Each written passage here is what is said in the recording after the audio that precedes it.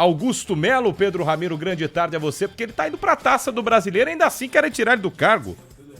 Espera só um pouquinho, vamos lá, vamos Esse microfone aí não vai rolar, irmão. Pega o da Nina aí.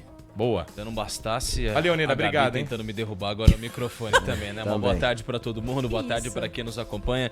Eu acho que o Augusto Melo tá precisando de afago sim. Aliás, vai precisar na semana que vem, quinta-feira, porque o Corinthians vai votar o processo de impeachment do treinador. Do treinador não, do presidente alvinegro. E aí vai ficar também, nessa situação. Né? Se caiu o presidente, cai o treinador, cai o soldado, cai o... Cai todo mundo. Cai o soldado, cai o tenente... E aí esse cai é o grande general. Detalhe. Esse é o grande detalhe, porque... Vai cair todo mundo, hein? Vai cair a República, hein? Cai a República. Aliás, poderia ser o primeiro processo de impeachment da era democrática do Corinthians, né? Porque o Corinthians já teve um processo de impeachment ao longo da sua história, é verdade, mas o Augusto Melo pode sim sofrer, viu? Isso. Hora do remédio. Ô, chegou, toma aí o Lextotan aí. Inclusive, tá já preta no caminho. Então, esse é o grande detalhe envolvendo... A gente faz a transição de microfone aqui. Aí, ó. Fazendo a transição boa, de microfone. Boa, Rafa. Obrigado, Rafael. Grande Rafael Palmeira na central técnica da Bandeirante. Então vamos lá, rapaziada. Agora falando parabéns, sério. só rapidinho, parabéns. Tá. O Rafael Palmeira vai ser pai de novo. De novo? Parabéns, Rafael. Parabéns pelo 15º filho. E o detalhe é que o Corinthians agora vê essa situação porque na quinta-feira o Conselho Deliberativo vai votar esse processo de impeachment do Augusto. Eu até vi muita gente no site do Esporte da Band revoltada. Pô, será que... Como que os caras querem promover agora, no meio do Campeonato Brasileiro e tudo mais? Pô, agora vai votar o impeachment numa situação em que o Corinthians pode pegar uma Libertadores. Mas isso nada mais é do que um rito burocrático que o presidente do Conselho Deliberativo, Romeu Thuma Júnior, teve de tomar.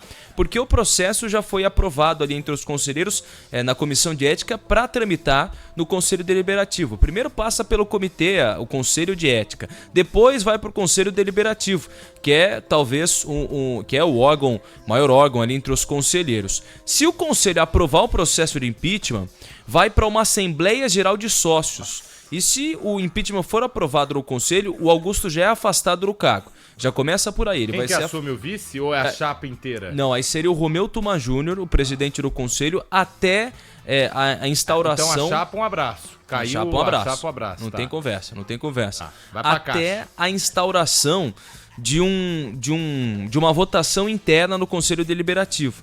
Então o Conselho Deliberativo é assim, né? O Conselho aprova o impeachment, aí o Augusto é afastado, o Romeu fica nesse período como presidente e a Assembleia Geral de Sócios vai votar. Se a Assembleia de Sócios votar e aprovar, o Augusto Melo não volta mais para o cargo e terá uma nova eleição entre conselheiros. Se a Assembleia recusar, o Augusto volta ao cargo sem problema algum. Isso é como se fosse passando por Senado e Câmara, tem de passar pelos dois órgãos. Então o Augusto vive uma situação delicada, viu, Martelli? Ele está mesmo numa situação delicada? O termômetro, termômetro hoje... O termômetro interno ali do Esporte Clube Corinthians Paulista. Mesmo com as vitórias que vieram, as contratações, porque uma nada... coisa não tem... não deveria, né? Não tem a ver com a outra e não deveria. Sim. O Augusto, ele tem de ser empichado ou não por alguma irregularidade que ele tenha cometido, né? Apesar de que um dos líderes desse movimento, o Mário Gobi, ele chegou a dizer que também seria importante tirar o Augusto Melo antes que o Corinthians caísse de divisão. Meio que atrelando uma possível queda de divisão à época ao Augusto Melo. Então, mas aí incompetência, né? Não é motivo para impeachment. Exatamente. Incompetência não é motivo para impeachment. Poderia ser, mas não é. Não é.